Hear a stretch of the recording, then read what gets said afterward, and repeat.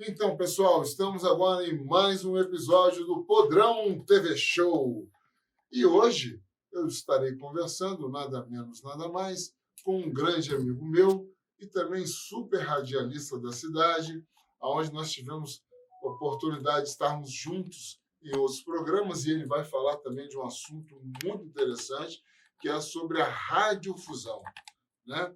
É um assunto mais aprofundado, eu vou conversar com ele aqui do meu lado, meu grande amigo Marcos Pinheiro.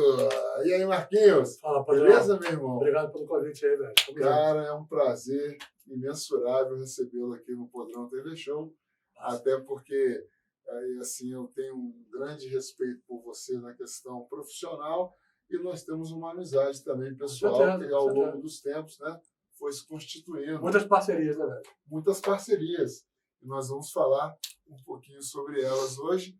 E vamos conversar sobre um tema que eu acho extremamente importante, o qual muitas pessoas têm procurado saber, e eu sou um deles, né, que é a questão da radiofusão hoje no Distrito Federal. Porque eu lembro de uma época saudosa, onde a gente tinha uma diversidade muito grande, um quantitativo muito grande de artistas independentes fazendo parte. E o próprio sistema radiofusivo era legal, né? Então, hoje eu queria conversar um pouco isso com você. Mas antes de chegar lá, vamos falar um pouco sobre o nosso querido Cult 22, cara. 32 anos, meu amigo. 32 anos de idade, olha que barato. Fizemos 32 agora em outubro desse ano de 2023. E é isso, cara. É um programa que surgiu com a ideia e que continua até hoje de tocar rock de todos os tempos, em vários estilos. Né? O programa que começou comigo com o Carlos Marcelo, em 1991. O Carlos fez comigo durante 5 anos, e a gente dividia a produção e a apresentação do programa. O Carlos, por questões profissionais dele, né, ocupado, Correio Brasiliense, hoje ele é editor executivo há muitos anos também do Estado de Minas, ele teve que se ausentar, sair do programa, né? Aí depois disso passou a participar eventualmente, mas a gente foi se reforçando com várias pessoas que foram, ao longo do tempo, participando do programa e fazendo parte dessa história, né? Abelardo Milho Júnior, o Fu, o Elbert, né, o Fernando Rosa chegou a participar do programa, Otávio Schoenck, a Erika Meyer, Bernardo Scatesini e vários outros. E o Podrão fez parte dessa história também. O Podrão fez parte dessa história em dois momentos, né? Sim. Primeiro, fazendo a Sessão Maldita, que era uma prorrogação do Cult 22, isso lá nos anos 90 ainda. O programa, na época, ia ao ar de 10 da meia-noite pela Rádio Cultura. Sim. E o Podrão entrava para fazer a prorrogação, né? Entrava ali à meia-noite para fazer a Sessão Maldita, que depois virou o Underground Race, que era o programa que ele já fazia anteriormente com o Léo na própria programação, com o Léo Nirvana, na própria programação da Cultura FM. E mais para frente, anos depois, o Podrão voltou fazendo um outro quadro chamado o Rock Brasil S.A. Rock Brasil S.A., perfeitamente. Só com bandas independentes do Brasil. E é legal falar dessa parte que eu estive no Sessão Maldita, porque a galera metalherada, né, os underground, a galera hardcore, esperava mesmo por aquele momento, né? E eu achava interessante, porque eu ficava assim, porra, meia-noite, quem é que vai escutar, cara, né? Eu pensando comigo, achava legal a ideia, mas tinha um público poderoso, né? E o Underground Race, que foi sensacional, né? Foi um programa que eu tive de 2 horas de duração, do começo ao fim, né? Ou seja, na sua existência, porque teve também a morte do Underground Race, que foi o maior barato, né, cara? Você sabe como é que foi essa história, né? Sim, claro. E isso aí quase que entrou pro livro dos recordes, bicho, porque o cara poder fazer o próprio sepultamento do programa, ainda tendo o diretor da rádio, que o tiro saiu pela culatra, porque ele foi lá para poder falar mesmo que ia acabar com o programa, né? Mas ele acabou se dando mal, porque deu uma audiência para mim, porque todo mundo ficou escutando esse sepultamento, a morte do Underground Race. Então, eu tenho até isso gravado em cassete, bicho. Nossa. Tenho gravado esse cassete, entre outros tem especiais. Que digitalizar esse material todo. Né? Pois é, não. Que, aliás, é uma coisa que eu também sinto falta nessa época do Cult 22, dos anos 90 até virado para os 2000, que era uma fase que a gente não tinha a questão do computador, do MP3, essas coisas todas. Então, cara, e o programa sempre foi ao vivo, o Cult sempre foi ao vivo. Você também fazia ao vivo o Underground Race. E o Sessão Maldita com a gente também. Então era complicado a gente conseguir gravar, né? Tinha que armazenar em fitas e fitas. Então, assim, a maior parte, eu diria assim, 90% que a gente produziu, sei lá, nos 13, 14 primeiros anos do programa, a gente não tem. Mas a gente não tem, a gente perdeu. Eu sei de muitas pessoas, eu tenho gravado, eu falo, então me manda, digitaliza e me manda, porque eu quero ter isso, porque a gente não tem. A gente tem algumas entrevistas que foram gravadas, que a gente guardou, mas assim, o programa que foi feito ao vivo a gente não tem. A gente passou a digitalizar a partir de MP3, fazer o podcast, antes mesmo desse nome podcast, a partir de 2005, 2006. Claro. Essa questão de podcast é só algo para poder modernizar, né? O que a gente já fazia. Que a gente, você tem o programa gravado ali, né? Os programas gravados e que hoje são arquivos extremamente históricos, porque não falam só de um programa com uma diversidade musical, mas também reportam-nos a uma época. Sim. Né? Então, assim, é interessantíssimo. Todo esse material tem que ser realmente resgatado e está servindo aí para a rapaziada, para a juventude que está hoje mergulhando nessa história de podcast e até está relançando isso também, né? Está falando sobre esse material. Bem, aí depois disso tudo, teve aquela parte que você presenciou, e eu também, que foi uma tentativa de acabar com a programação da Cultura FM quando entra aquele distinto ser, para não falar outra coisa, né? Que foi o Perdigueiro que deu um tiro, tentou matar, mas não matou. Não matou a Rádio Cultura FM. Então, eu queria que você falasse um pouco desses momentos todos da radiodifusão naquela época e hoje com o Ibanez, aí que a gente sabe que hoje deu uma caída braba, né, bicho, na programação das rádios. Até a própria Rádio Cultura, eu acho que ela ainda tenta salvar alguma coisa, mas eu sei que não está mais aquela, Sim. Não é mais a mesma, né? A gente não pode deixar de falar, porque teve todo esse momento, e eu queria que você conversasse com a gente sobre isso, Marquinhos. Vamos então contextualizar. Então vamos lá. 2001, o CUT 22 estava para fazer 10 anos, o programa começou em 91, e houve, que você falou, esse primeiro golpe, vamos dizer assim, Sim. que deram na Rádio Cultura FM. E no final de janeiro de 2001, a programação se transformou, né? Já, a gente internamente na rádio já sabia disso, mas externamente o público foi pego de surpresa quando, de repente, numa programação que sempre se pautou por ser uma programação alternativa, que tocava artistas independentes, artistas de Brasília, claro, os artistas consagrados também nacionais e internacionais, mas com uma programação, digamos, mais de maior qualidade, de repente começa a tocar sucessos que eu não chamo de populares, chamo de popularescos, né? Porque populares também, a MPB é popular, você tem grandes artistas populares que são bons também. Mas ele começa a tocar esses artistas popularescos que tocam em outras rádios, em outras emissoras de rádios comerciais, que tem um aparato de promoção, de marketing e até de transmissão muito melhores do que a Rádio Cultura tinha à época e continua tendo, né? E aí, de repente, a rádio se transformou desse jeito. E ficou assim durante 6 anos. Foram quase 6 anos, na verdade, 6 anos. Do início de 2001 até o início de 2007. O CUT 22 conseguiu resistir lá dentro. E a gente meio que conseguiu se entrincheirar dentro da programação da rádio, no momento que o programa ia fazer 10 anos, como eu falei, chamando colaboradores. Foi aí que o Abelardo entrou no programa, Fernando Rosa, Fu, mais para frente o Elbert, entendeu? A gente foi entrincheirando algumas pessoas dentro do programa para poder dar uma fortalecida nele, no conceito. Você também voltou um tempo depois, para poder fortalecer esse conceito e o programa continuar, cara, porque assim, era um programa Sim. histórico, quer queira, quer não, a rádio, apesar de ter sepultado vários programas, existia por parte do diretor da rádio, do Perdigueiro, como você citou, um carinho pelo CUT 22. Não sei se porque o programa, pela longevidade do programa, pela repercussão que o programa dava, Sim. mas a gente sentia que o programa era tipo um oásis num deserto, entendeu? A gente entrava no meio da programação ali às 10 horas da noite na sexta-feira, uma programação que vinha anterior nada a ver e que depois seguiria, nada a ver depois da meia-noite com o CUT. E, ironicamente, o CUT 22, que então era 2 horas de duração, ele passou a ter 3 horas de duração nesse período. Ele passou a ser de 10 da noite a 1 da manhã, a partir de 2006. Engraçado. Curioso.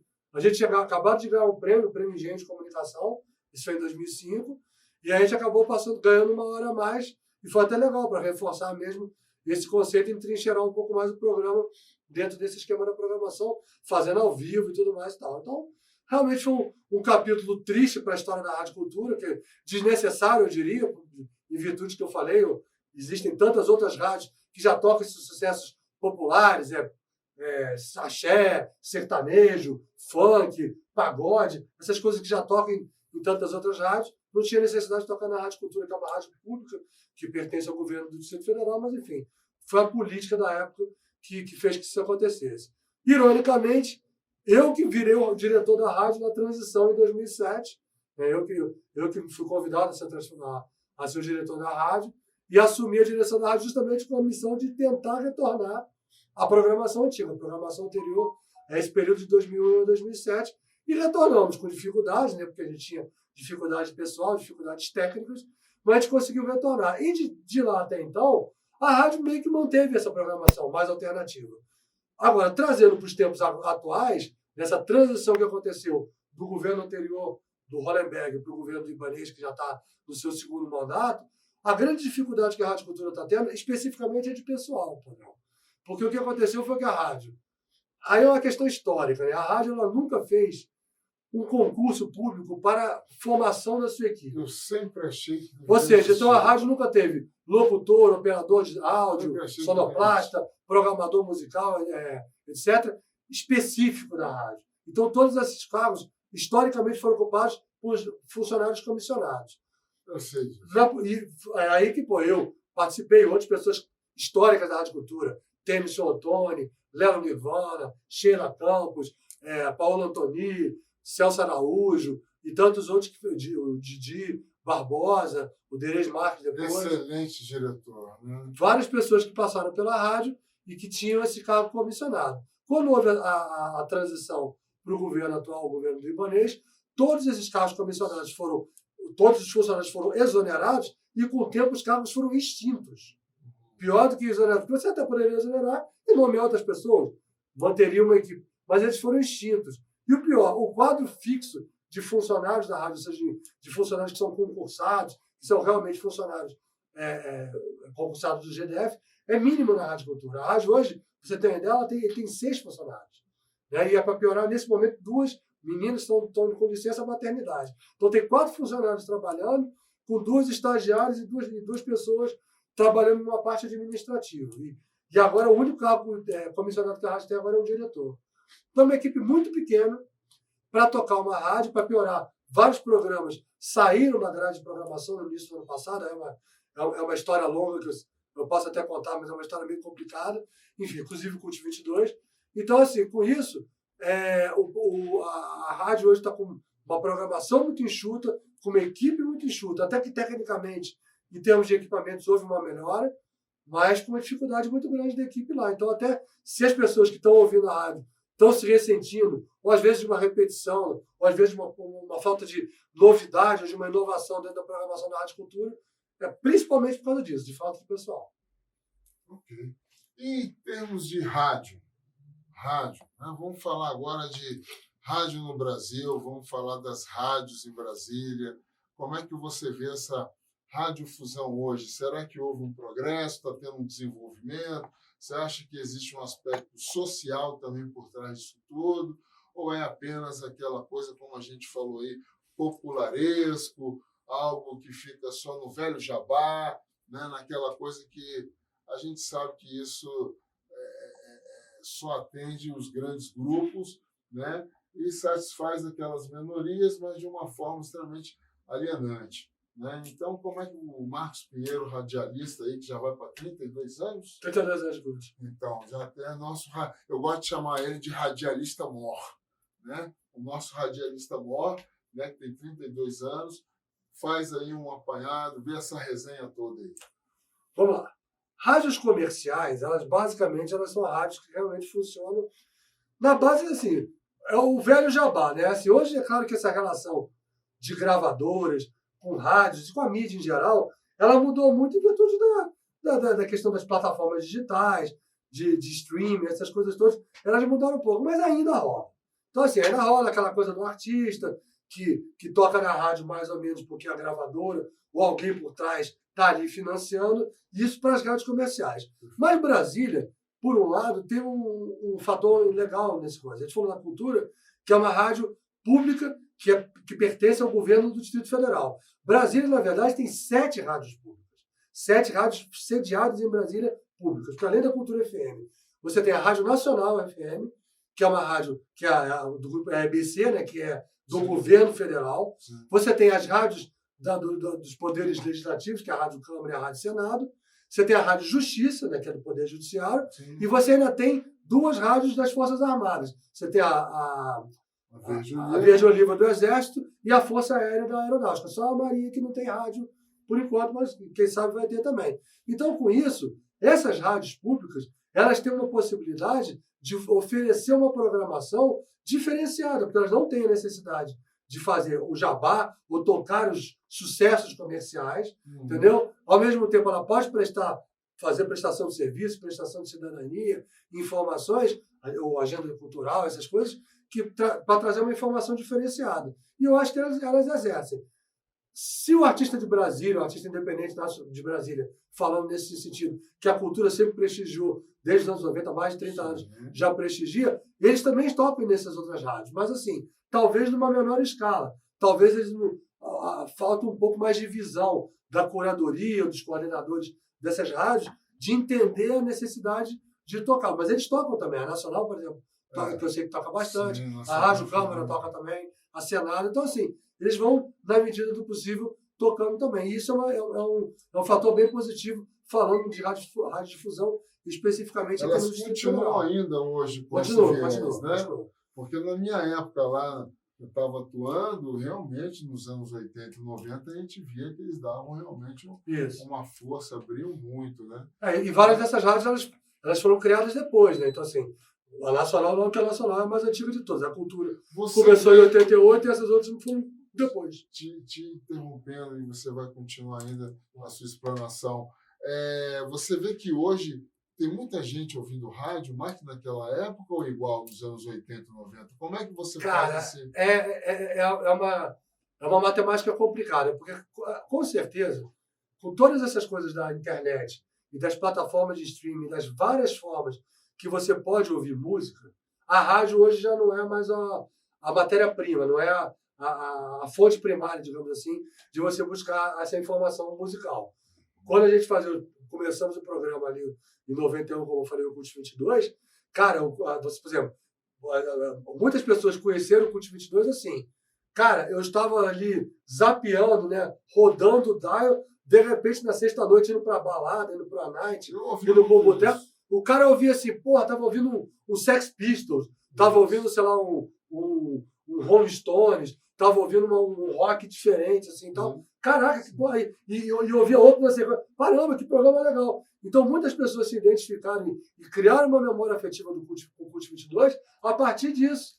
Porque, assim, hoje você tem 1000 maneiras de divulgar o Cult 22. Você vai divulgar no Instagram, vai divulgar no Facebook, no Stories, no WhatsApp, sei lá, em várias plataformas, de várias coisas. Naquela época, não. Naquela época, você só sabia da existência do Cult 22 por uma chamada que acontecia na programação normal da Rádio Cultura FM. Você estava ouvindo a Rádio Cultura e havia uma chamadinha no intervalo ali, no break, do Cult 22, como tinha de outros programas.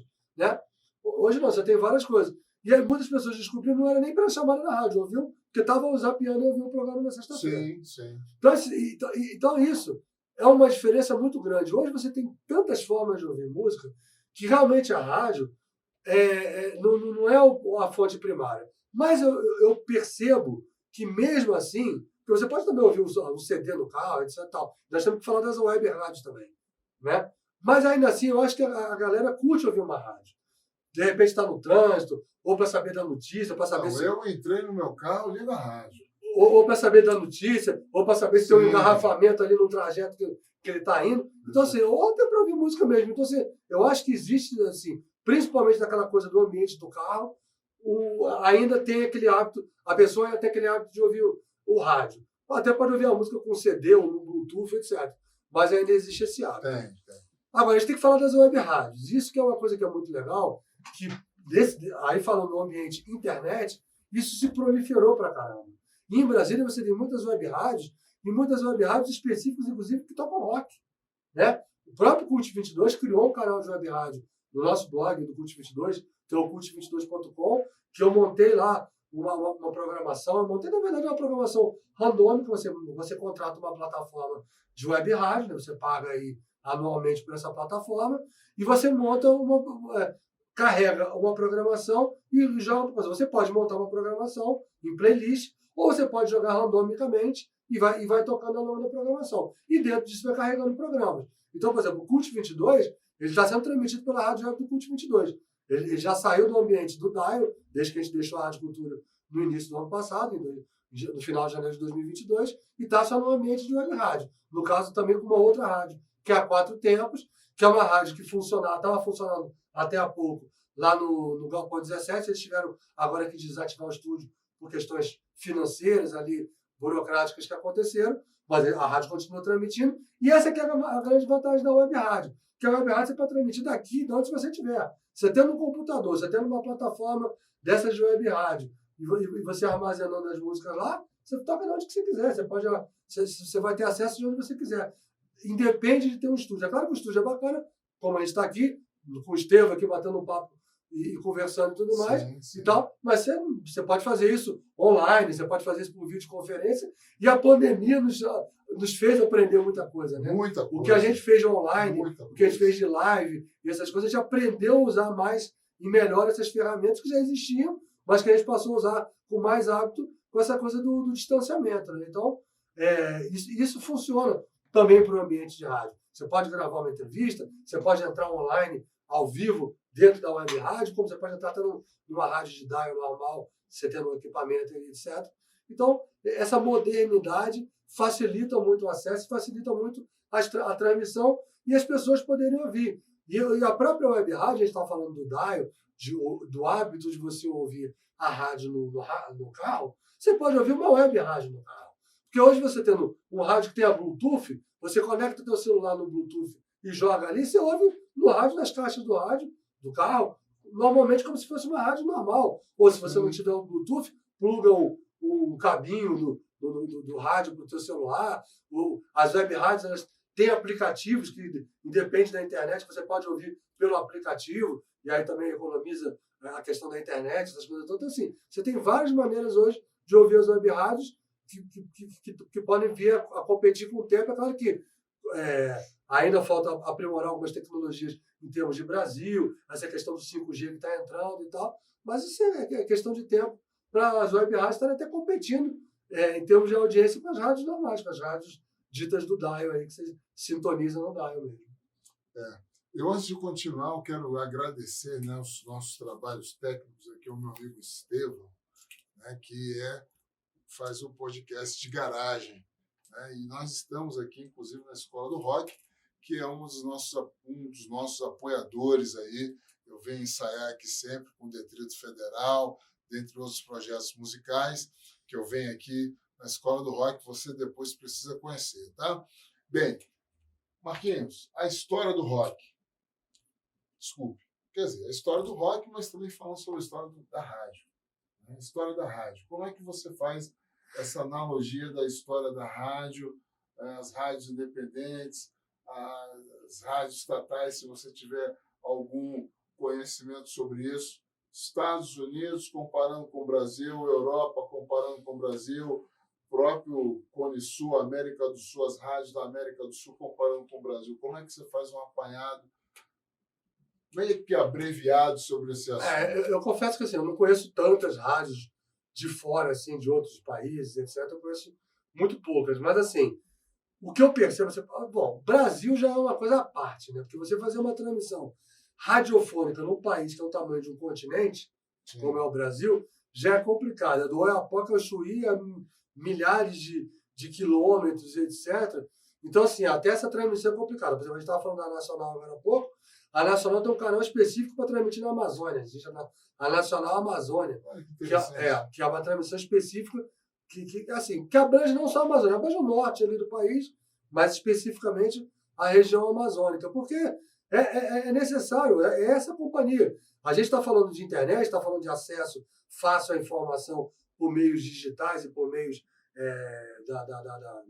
das plataformas, etc. Mas para essa galera ribeirinha, para essa galera que mora no interior, eles não têm esse acesso tão fácil. Até, claro que as coisas estão estão progredindo, estão melhorando, mas sabe, aqui mesmo, aqui perto, você vai aqui, às vezes em Pirinópolis, a internet não pega direito. Com Entendeu? certeza. Então, assim, a necessidade de você ter canais de comunicação, de ter veículos de rádio que transmitam para essa galera é muito importante. É uma companhia, né?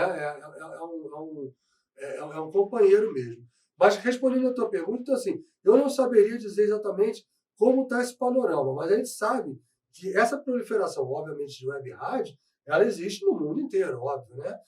Se a gente está conseguindo aqui no Brasil, consegue no mundo inteiro. Você vai ter web rádio na China, nos Estados Unidos, na Inglaterra. Eu falo assim no sentido de comparar a nossa programação, o nosso estilo de gerência de rádio, o nosso Sintel, né, com os outros continentes, o velho mundo e aqui os Estados Unidos. Né? Porque, por exemplo, quando eu estava escutando a Kiss FM, que pegava aqui, né, até o nosso querido Nirvana trabalhou lá, né?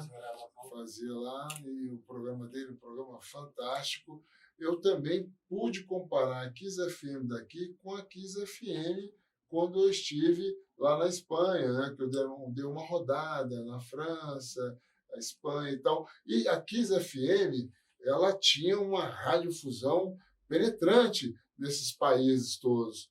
Aí eu fico vendo aqui no Brasil, por que não no Brasil? Tem uma legislação radiodifusiva que determina, né, que tem essa introspectividade das rádios de fora no Brasil, porque eu não vejo isso lá fora. Né? Uma rádio dos Estados Unidos tocando em vários países europeus, né? O Sintel deles parecia ser um pouco mais aberto. Aqui eu vejo que é uma coisa um pouco mais fechada. Mais restrita. Será que eu estou errado? Não, eu queria que você me elucidasse. Como eu falei, eu não tenho muita noção em relação a isso, mas falando especificamente do Brasil, eu concordo e eu explico mais ou menos por quê. Durante muito tempo, a questão de você ter uma rádio era uma concessão, né? Então, na verdade, é uma concessão sim, pública. Sim. Não deixou de ser. Mas, num determinado momento em que não existiam tantas rádios, era uma política mesmo. Vou falar, inclusive, um caso específico da Rádio Cultura FM. A Rádio Cultura FM, que foi criada em 88, ela era para ter sido da UNB. Existia um projeto da Faculdade de Comunicação da Universidade de Brasília para ter uma rádio, na época que o reitor da UNB era o Cristóvão Buarque, que anos depois veio ser governador. E houve ali uma treta, uma passada de perna do GDF com o então governador Zé Aparecido, sim, o então ministro das Comunicações Antônio Carlos Magalhães, o famoso Toninho Malvadeza, que passou a perna na UNB e levou a rádio para o governo do Distrito Federal, que não tinha projeto nenhum, foi mera política. E eu estou te dando um exemplo local para falar que isso aconteceu no Brasil inteiro. Então, várias rádios foram criadas e foram coisas assim, na base assim, no governo, na época do Sarney como presidente, foi uma proliferação de concessão de rádio do norte assim no Brasil. E acho que no Fernando Henrique ainda mais um pouco também, né? Ela continuou um pouco isso. Collor também e tal. Então, assim, foi um período. Só que chegou um momento que o dial estourou, assim, não tinha mais onde sintonizar, né? Porque assim, você tem as frequências ali que você não pode ficar tão colado, tem que ter uns 2 ou 3 pontos de distância para você poder sintonizar. E foi o que aconteceu aqui, pelo menos aqui em Brasília foi o que aconteceu. Em Brasília você não tem mais um dial. Os nossos sinalizadores também são muito ruins, né, cara? Muito. Eles são muito difíceis. E ainda tem a questão da rádio comunitária também, que é outra parte. Aqui, por exemplo, sim, a rádio comunitária ela funciona num dial só. No caso de Brasília, Distrito Federal, 98.1. Todas as rádios comunitárias funcionam nesse dial. Então é diferente de você mudar o dial. É você mudar do local onde você está. Então, você está aqui em Taguatinga, o dial 98.1 vai estar funcionando na rádio tal. Se você for para Ceilândia, se você tiver uma rádio comunitária funcionando na Ceilândia, 98.1 vai estar funcionando em outra rádio tal. Porque o alcance da rádio comunitária é um transmissor de 1 kW de potência, então vai funcionar em poucas distâncias. Né? Enfim, é uma questão mais técnica. Então, voltando à história, então, resumindo, o que acontece hoje no dial é que você não tem mais onde colocar. Então, para você criar uma outra rádio, você teria que compraram uma rádio já existente. Não, você não consegue mais uma de uma rádio inexistente ou de uma frequência inexistente. Aí falaram da questão da digitalização, que isso é uma coisa que já se fala, sei lá, uns quase 15 anos, que criariam mais bandas dentro das FMs para você poder transmitir. Mas isso se discutiu e não foi para frente. E aí vieram as web rádios. Então, hoje em dia, nem existe tanto interesse, eu acho, de ter a rádio, de ter rádio ou de se criar concessões. No máximo é isso. A rádio X chamava X e passou a chamar Y, porque o dono da Y comprou o que era da X e virou uma outra rádio. Basicamente é isso.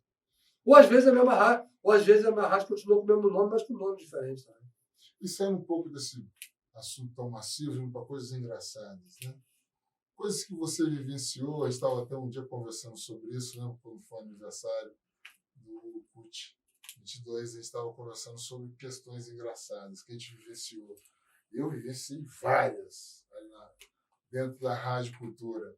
E você, Marquinhos? Nesses 32 anos, eu acho que você deve ter um baú de coisas engraçadas que você vivenciou. Conte aquelas que você acha mais... Eu já matei um ouvinte sem querer. Eu dei a informação que eu fiquei sabendo do falecimento de um fulano de tal, e era homônimo de outro. Aí o cara ligou para a rádio, não, velho, eu tô vivo aqui. Eu falei, caraca. Nossa, aí eu pedi desculpas no ar. Não, eu tive que pedir desculpas na semana seguinte, porque o programa já tinha acabado quando ele me ligou. Aí eu falei, cara, me desculpa, cara, eu fiquei muito sem graça. Já teve um momento que a gente tá... E o público nessa, cara? Deve ter achado não, assim, não. Na hora todo mundo ficou, caramba, que triste, não sei o que e tal. Na semana seguinte, galera, ó, já vou entrar no ar pedindo milhões de desculpas pro fulano, não sei o que, deu a notícia da morte do cara na semana passada. Deu uma vez também notícia de morte de um integrante, quem morreu do Kiss nos anos 90. O CUT 22, atestado de óbitos, né? Matei o outro cara do Kiss também, que não era que não era outro cara.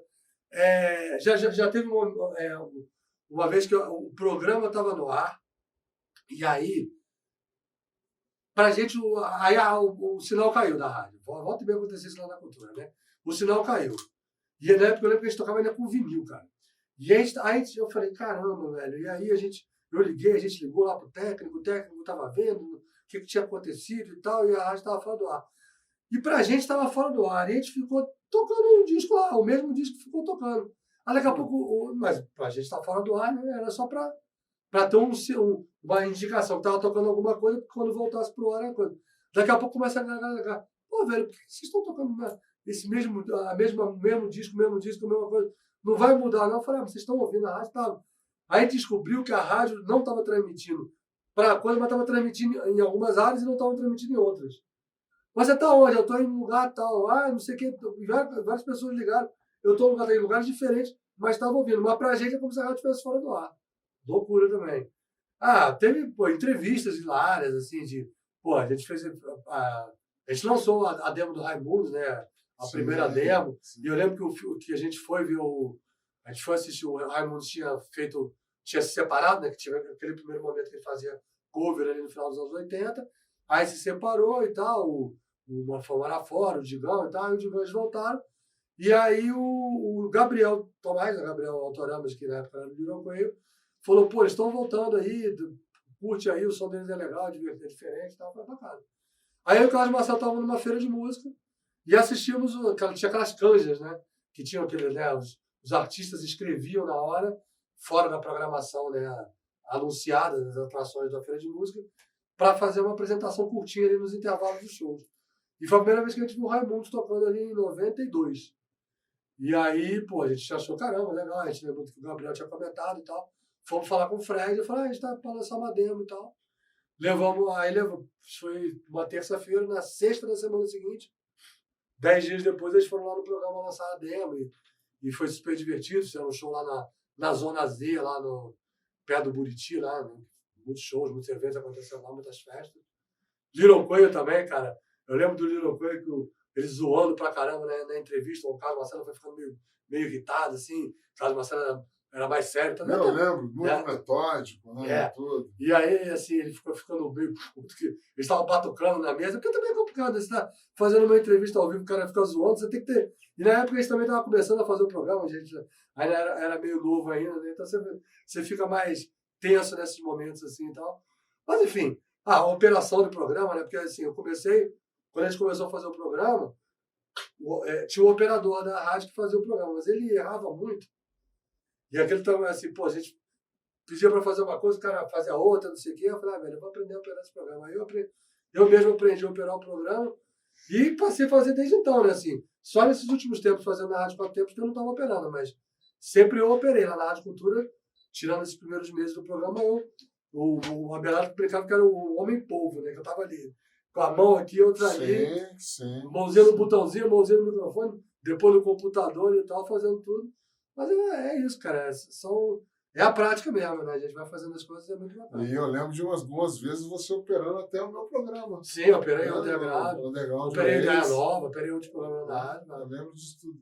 Marquinhos, tô assim meio ping-pong, eu vou e volto, né? Aí eu pergunto hoje aqui no Brasil, quais seriam, assim, que você apontaria as 10 melhores rádios do Brasil? Cara, assim, eu acho que as rádios, por a gente gostar de rock, né, cara? Acaba que a Kiss e 89 lá de São Paulo são duas rádios. Essas aí... Não tem jeito, né? Embora 89 tenha ficado um pouquinho mais comercial de uns anos pra cá, mas assim, é uma rádio rock, então acaba que são muito legais. Pô, eu tenho muita saudade da Fluminense na época do Rio, né, cara? Porque a Maldita deixou muita saudade, porque foi uma rádio que eu lembro que eu saí, eu vim pra cá em 83, tem 40 anos que eu tô em Brasília. E foi a época que a Maldita tinha começado há pouco tempo, né? Eu tive a oportunidade, anos depois, de conhecer o estúdio da Fluminense, cara, e ver uma recordação muito grande, assim, da audiência de sentar. Porque, assim, essa coisa da rádio, as pessoas ouvem, mas não veem. Hoje não, porque a gente tem câmera nas rádios e tal, nos estúdios. Mas as pessoas ouvem a rádio, mas não veem, né? Então, assim, essa coisa da memória afetiva de você ouvir, mas você não conheceu a figura do locutor ou o ambiente do estúdio da rádio, é uma coisa bacana. Então, muitas pessoas, inclusive falando do próprio Cult 22, que foram e conheceram o Cult 22 no ambiente da rádio, cara, fala, cara, que legal, não sei o quê. E depois me conheceram pessoalmente, pô, que bacana, eu imaginava você de um jeito, você de outro, então tem muito isso. E, cara, outras rádios, assim, de fora, assim, tem rádios públicas bacanas, tem a Frei Caneca lá em Pernambuco, tem aquela de Curitiba que a Marielle trabalha, é Mundo...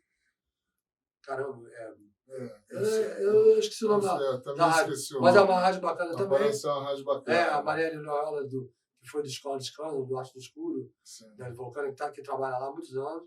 Fez até uma live recentemente, né? As Vulcanas fizeram uma live, eu acompanhei, muito interessante. Então, assim, e aqui em Brasília, cara, a gente tem essas rádios públicas que eu falei, que elas têm uma programação diversificada, variada. É claro que algumas rádios têm coisas específicas, por exemplo, Senado e Câmara, de tarde não dá para ouvir porque é plenário, fica deputado, senador falando, eles têm que transmitir as sessões, assim como a Justiça também transmite as sessões do Judiciário, essas coisas, então atrapalha um pouco essa questão da programação musical. Mas elas têm uma programação bem diferenciada, bem legal, a nacional é bacana, e a cultura, como eu falei, está com essas dificuldades, né, logísticas de equipe e tudo mais, mas é uma programação diferenciada, que abre espaço para artistas de Brasília e tal, e é muito bacana. E fora isso, as web rádios, né? A gente tem a do Cult 22, cara, que aí é o meu xodó, porque aí é a criação própria, né? Aquela coisa de você ter o seu próprio canal, de botar as suas coisas e tal. E toda hora eu tô vendo uma web rádio nova. Exatamente. Né? Toda hora eu entro no computador, aquela coisa toda, tem uma web rádio. Eu colaboro com outra que é a Rádio Eixo também, que é a rádio que a Paola Antonini, que era da Rádio Cultura, criou há 4 anos atrás, entendeu? Inclusive ganhou um prêmio agora, o Prêmio Profissionais da Música, o Cult 22 ganhou como programas de web rádio, e a Rádio Eixo como web rádio. Né, que aí é uma programação mais voltada para a música brasileira, MPB e tal, mas também toca muito artista independente, muito artista de Brasília também e tal, é bem bacana. Eu estou fazendo programação com eles lá, que a Paola me convidou, né, e faço intercâmbios de programas a partir da Rádio Web Cult 22 com outras web rádios, ali na Eixo e da Quatro Tempos. Tem a Mutante Rádio de São Paulo, que até o Gabriel Tomás faz um programa lá, que é o Magnéticos. Né? A gente faz, o Magnéticos transmite da Mutante Rádio e a gente retransmite da Rádio Cult 22. E o Cult Brasil, que é um programa que eu faço, que é um spin-off do Cult 22, que ele é dedicado especificamente a lançamentos independentes do rock nacional, rock de Brasília e tal. Lançou um single, lançou um EP, lançou um disco que a gente toca lá, que é independente do Cult 22, que no Cult 22 eu também toco, mas no Cult 22 eu entrevisto, eu levo para entrevistar, toco, etc. No Cult Brasil é só a música mesmo, é só tocar a música lá, um singlezinho, essas coisas assim. Esse programa passa na Cult 22, passa na Rádio Eixo, passa na Mutante Rádio, passa na Quatro Tempos e passa na Zoom Music, que é uma outra web rádio que tem aqui em Brasília também. Eu lembro da Zoom Music lá no Guará. No Guará, né? isso. Era com Salazar lá. Com o Salazar, né? Eu cheguei a fazer alguns programas lá com ele. E a gente foi lá e teve uma brincadeira bem legal, que a gente tocou ao vivo dentro do quartinho. Era na casa daquele cara, daquele aventureiro maluco, cineasta. O Léo Saraiva, não? Não, aquele o Rodrigues. O cabeludo Rodrigues. Ah, sei quem é, sei. Não, um cara doido pra caramba. A gente foi lá na casa desse camarada e a gente armou lá a banda. Nós tocamos lá, o Detrito tocou lá dentro. E foi um dos programas da Zoom, que eu achava legal, que era contando a história do Rock Brasília. E eu, como estou sempre, né, envolvido dentro desse processo historiográfico, né, do Rock de Brasília e tal, estou fazendo, até daqui a pouco eu falo sobre isso, não é um momento, mas daqui a pouco vamos lá. eu tenho uma novidade boa para falar, mas foi a Zoom bacana também. Eu cheguei a trabalhar numa rádio, ser colaborador de uma rádio comunitária na Samambaia, cara. Ah, aquela 98, ativa? Ativa. Que é 98 do DAI é Ativa FM. Pois já tive lá no estúdio dele umas 3 vezes. Bem no início, porra, uma espécie de um prédio bem assim no centro, assim, de Samambaia, né? Isso. Era até uma coisa bem rústica. Você entrava lá, o cara estava operando um negócio que parecia que estava todo quebrado. Era uma coisa bem doida, mas funcionava bem em termos de alcance na região, né? E tinha o seu público também. As pessoas o Paulo Atos do Salão, lá do Samba Barroca, ele fazia um programa lá na Ativa.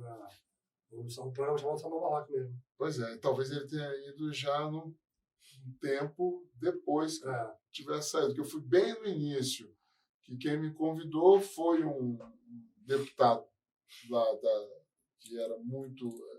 Ele usava aquela rádio para poder se divulgar e ele era muito próximo a um amigo meu do PT. Aí ele me chamou, eu lembro do seu programa Underground Ways, eu queria fazer uma coisa mais ou menos daquele jeito lá no programa e tal, você tocar umas bandas independentes e tal, e não sei o quê, o Não Percam, né, que eu gostava de soltar. Não, né? Não percam! Aquela coisa toda, né? Que o próprio Didi gostava muito daquilo, né? Ele adorava, era divertido, né? E aí eu fui para lá, mas eu fiquei poucos meses. Marquinhos Pinheiro, produção. Você hoje mexe com muita coisa, você é um cara muito proativo dentro não é só com rádio, mas também você mexe com muita coisa, com produção. No início nós tivemos lá o Porão, né? E hoje você está mexendo com várias outras coisas. Conta para mim. Eu estou trabalhando mais com questões de festas com DJs. Eu tive um bar, né, do Cult 22 durante 2 anos e pouco, que foi intenso no sentido de atividades, de atrações. A gente teve, para você ter ideia, mais de 400 atrações diferentes, bandas diferentes tocando no espaço, mais de 450, na verdade. A gente priorizou o autoral, né, porque era a proposta do Cult 22 sempre, do programa Cult 22, sempre foi abrir espaço para o independente, para as bandas independentes. Então, a partir do momento que você tinha o bar com a marca do Cult 22, a proposta sempre foi ser um palco do que a gente já divulgava no programa. E com isso a gente fez aí, durante 2011 e 2013, uma atividade intensa. Mas aí foi acontecendo várias complicações. Desde administrativos, de parcerias, de sociedade, etc., de funcionamento da casa, até a questão do retorno de público mesmo, né? Porque a gente sabe que a formação de público para os artistas, para as bandas autorais, é uma coisa complicada. Nossa, bem complicada. E a gente estava vivendo naquele período, um período de lei seca, também complicado. Né? O bar não era distante, mas também não era central. Era um lugar, era ali no início do Lago Norte, ali no CA7, perto ali do shopping Iguatemi. A gente tocou lá. O Detrito tocou lá, várias bandas tocaram lá. É, eu lembro. E aí, o que acontece? Você ter isso para as bandas, era legal, era bacana no espaço e tal. Mas para a frequência de público, às vezes era complicado as pessoas irem para lá. A logística, né? A logística, naquela época não tinha Uber para você poder pegar um transporte mais barato, pegar um táxi era mais caro, enfim. Tinham várias questões logísticas que complicaram um pouco. E somado essa questão do público para as bandas e para os artistas autorais. E o que acontece? A gente procurava fazer um ambiente ali no bar que a parte externa você tinha de som mecânico. Então você tinha ali até um telão, a gente até botava telão com videoclipes ou um som mecânico rolando. Que você poderia, se você não conhecesse o Detrito Federal, a banda que estivesse tocando lá na noite, mas quisesse curtir o bar, podia curtir de boa. Só que acabava que as pessoas iam muito por conta da atração. Então se o cara não conhecesse a atração, não ia. Tivemos noites excelentes, noites lotadas, muito boas, mas muitas noites muito ruins. E ali no saldo, no pesado da balança, a coisa acabou não funcionando. A gente chegou a funcionar 4, 5 dias por semana, foi reduzindo para 4, para 3 dias em média e tal. Quinta, sábado, às vezes quinta, domingo.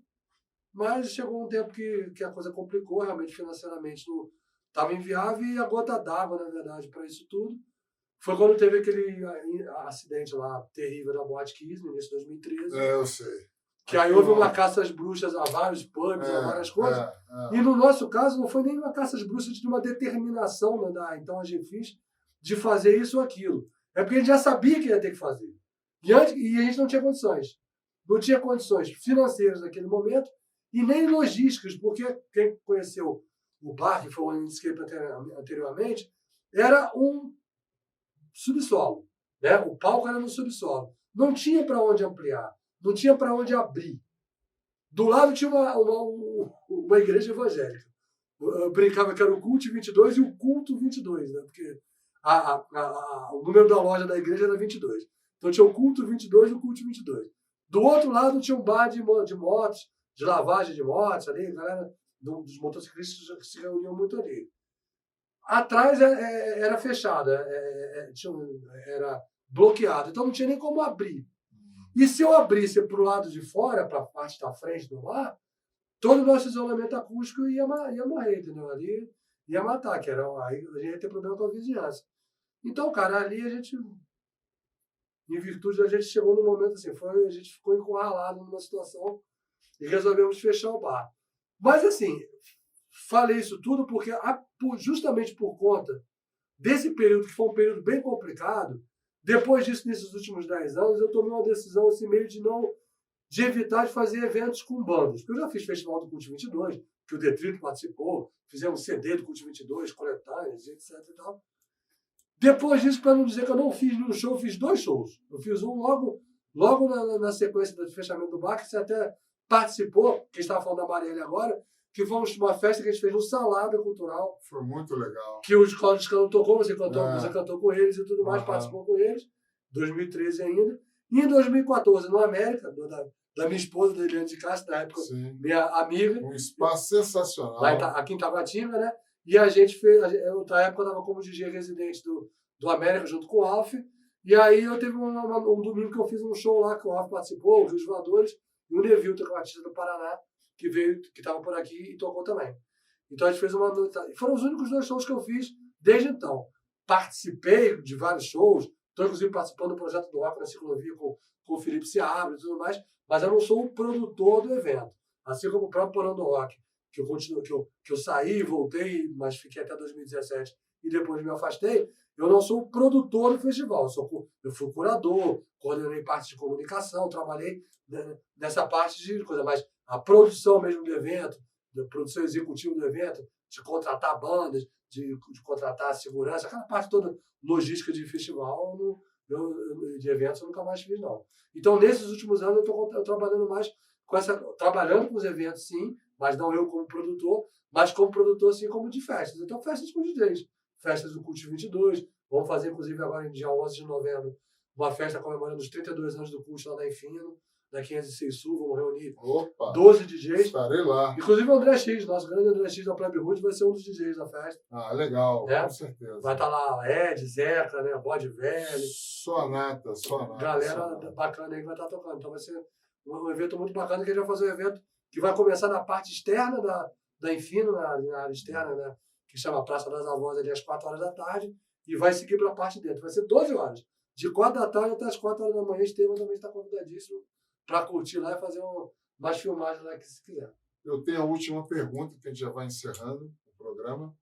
E você, nosso telespectador, ou radioespectador, como quiser chamar, né? Que hoje está tudo misturado, clica no sininho aqui para se inscrever no canal, ok? Podrão TV Show.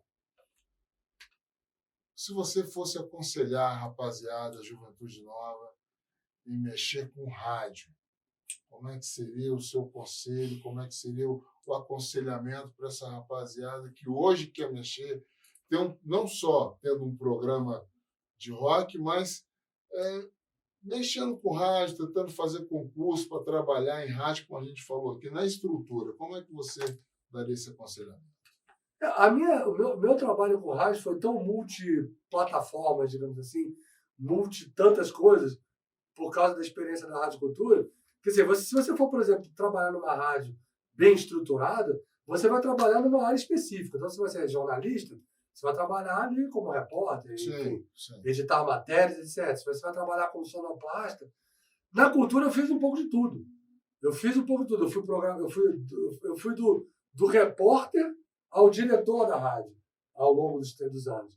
Então, eu fui repórter, eu fui editor, eu fui programador musical, eu fui produtor, apresentador, operador, entendeu? Ali eu só brinco, eu só não lavei chão, mas por pouco, né? Até porque às vezes, de vez em quando eu tinha que dar uma limpada no estúdio também. Uhum. Só não fiz faxina assim da rádio. Mas o resto eu fiz um pouco de tudo, entendeu? Então, assim, por um lado, isso me deu um know-how, uma coisa que hoje eu faço de casa com os pés nas costas, entendeu? Com esse período, por exemplo, de pandemia, que nós tivemos que fazer programas gravados e fazer programas de casa, eu tinha os programas no computador de edição e tudo mais, fazia de casa tranquilo e tal. E aprendi a mexer com a questão das plataformas também de vídeo e tudo mais. Claro que eu não sei fazer uma edição de vídeo como eu sei fazer uma melhor de áudio, mas a gente aprende meio na tora ali, meio que amadoramente você consegue fazer. Então, assim, hoje se você vai para uma rádio em que você tem uma estrutura, que você vai trabalhar com... Mas o mais importante, independente da área onde você vai atuar, é pesquisa.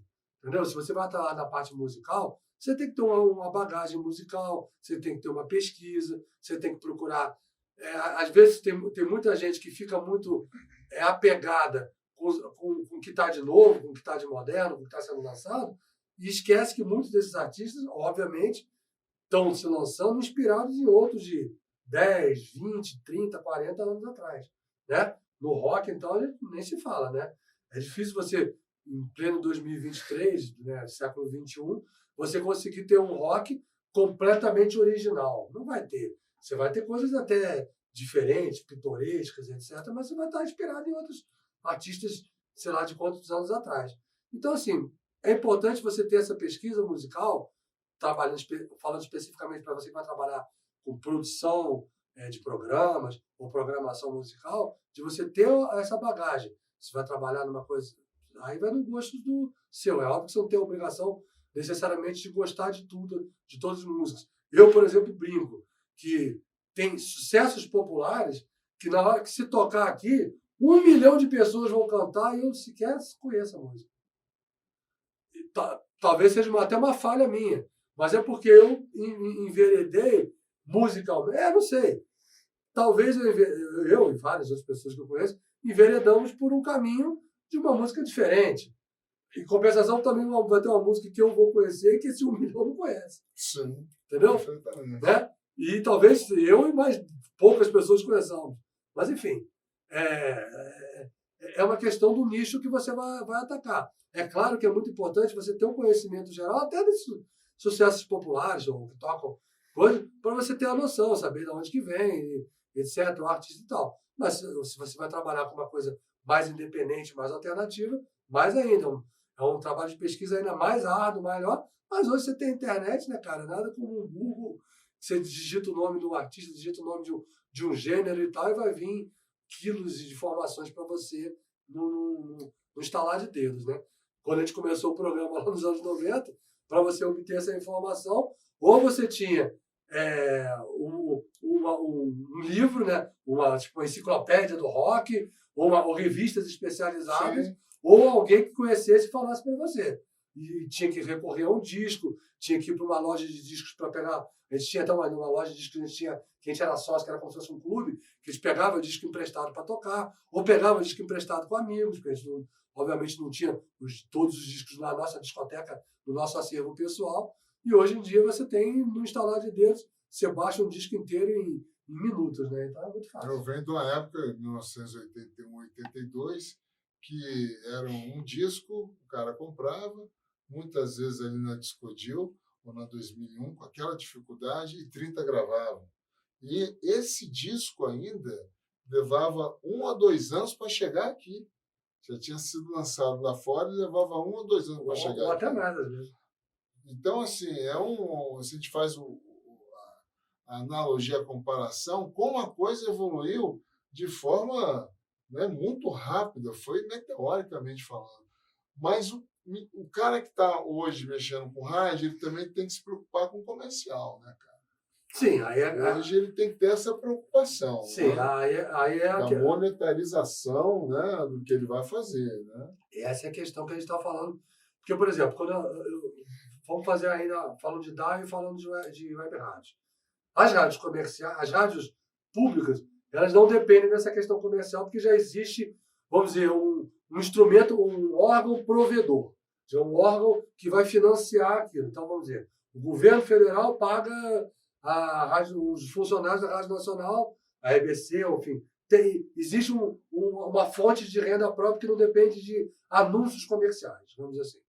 A mesma coisa a Rádio Cultura, a Secretaria de Cultura que paga e os funcionários e assim por diante, o funcionamento das emissoras. Já as rádios comerciais não, elas dependem disso. Então, a gente, falando, tirando a parte musical, que às vezes tem essa relação comercial que não deveria existir, mas a gente sabe que infelizmente existe, que é o famoso jabá. Mas, falando dos anúncios, sim, tem que ter. Então, assim, a rádio ela só vai conseguir pagar o funcionamento dela, os funcionários, a estrutura dela, as contas dela, a partir de anúncios comerciais. Então, ela faz contratos com empresas, etc., para fazer isso. E as web rádios, dependendo de como elas funcionarem, também. Porque, por exemplo, a minha, assim, é claro que eu tenho custos, por exemplo, na Rádio Cultura 22, para pagar a plataforma, para pagar as coisas, que se eu não tiver algum tipo de apoio, eu vou ter que tirar do bolso. Mas é um custo ainda razoável, pequeno. Mas, por exemplo, a própria Rádio Quatro Tempos, que a gente estava falando agora, ela tinha um estúdio dentro do Galpão 17. É um estúdio que ela tinha que pagar aluguel, tinha que pagar conta de luz, enfim, né? a energia, essas coisas todas. Então, era internet. Então, chegou um momento que ficou complicado para eles continuarem. Então, essa parte comercial ela é necessária nesse sentido, obviamente, de cobertura de custos. E, obviamente, para você tirar o seu próprio né, o seu próprio ganha-pão. Se o negócio é seu, você está montando uma web rádio, é óbvio que você quer ganhar por isso. E é justo ganhar. Né? O primeiro momento você vai tentar pagar suas contas e no segundo momento você pagar suas contas e você ter uma renda própria, que é o mínimo. Né? Você está trabalhando, você está despendendo o seu know-how, está despendendo o seu tempo ali, você precisa ganhar com isso. E isso é justo. O que eu não acho correto no caso dessas relações comerciais é quando isso atinge o artista. O artista tocar por meio de pagar alguma coisa ou dar algum benefício para a rádio, eu não acho isso correto. Então, você fala de forma contundente que hoje é legal fazer rádio. Claro. Né? Que é aquele jovem que está na procura, né? Naquele momento, o que ele vai ser, né? Se eu vou mexer com engenharia mecatrônica, ou se eu vou ser advogado, professor, pode ser radialista. Né? Aposta você aposta nesse não, ramo profissional. não, Faça rádio. E não só aposto. Eu tive uma felicidade muito grande de ter, ao longo desses mais de 32 anos que eu estou trabalhando em rádio, na verdade eu tenho um pouquinho mais que... Eu tenho mais de 33, na verdade, porque eu comecei antes de fazer o CUT 22, eu comecei fazendo um programa de esporte na própria Rádio Cultura em 1990. Então, eu sempre achei a sua fala, sempre na rádio, suas narrativas de coisas de esportivo. Eu trabalhei com esporte, eu trabalhei no Correio Brasileiro com esporte. Eu sempre achei isso, cara. Então eu atuei durante um tempo nessas duas vertentes, do esporte, da cultura, do rock e tal. Depois fiquei mais para a cultura. Mas então eu tive ao longo desses anos a oportunidade de abrir espaços para muitos profissionais que estão aí trabalhando hoje em rádio e que são muito gratos por isso, entendeu? Até gente que não necessariamente está trabalhando mais em rádio, mas que eu fui o primeiro chefe dentro da rádio e que tem saudade de trabalhar nesse tempo de rádio. Então, todo mundo brinca que rádio é uma cachaça, né? Quer dizer, você entra naquele ambiente e é bacana naquela comunicação instantânea, de você estar ali a comunicação com o ouvinte e tal. Ótimo. É uma coisa muito bacana, uma coisa que de repente você está trabalhando em outros veículos de comunicação, como um site, ou como um jornal, como uma revista, não é tão instantâneo assim. Na rádio, na TV e rádio com um pouco mais de facilidade, que a TV tem a questão da imagem e tudo mais, embora hoje com a internet, você hoje capta a imagem, você entra ao vivo de qualquer lugar com muito mais facilidade. Antigamente, TV tinha que montar um aparato, um link com um caminhão, era um negócio absurdo. Agora entra pela internet mesmo fácil. Eu tentei, alguns anos atrás, eu sou professor, né, de História e Geografia, e tentei fazer uma rádio escola, né? A gente conseguiu ter até um apoio aí com as emendas parlamentares, e a gente estava no setor leste, a gente tentou fazer. Mas, assim, é complicado porque tem sempre a questão da direção, né? Então, eu fico vendo que fazer rádio tem os seus momentos gloriosos, mas tem os seus momentos espinhosos, né? Sim, como claro. esse, fazer rádio escola, fazer algo que as pessoas não acreditam, né? Fica sempre complicado. Marquinhos, Valeu, meu velho. muito obrigado por comparecer ao Podrão TV Show. Mais uma vez, você que está aí me ouvindo e me vendo, clica no sininho, ok? Se inscreva no canal, pois nós teremos mais outros programas aí pela frente com outros temas muito curiosos e com certeza a gente conta com vocês. Marquinhos, obrigado pelo convite. Viu, meu irmão? Obrigado. Obrigado por esse momento. Quem quiser seguir aí o CUT 22, o site e o blog é o cult22.com, tem o Instagram, @cult22, né? Tem o Twitter também, tem Facebook, então sigam as redes do CUT 22 aí para acompanhar nosso trabalho. É isso aí, agradecendo à Escola do Rock, ao meu amigo Estevão por seus trabalhos e atendimentos técnicos, e a gente se vê no próximo Podrão TV Show.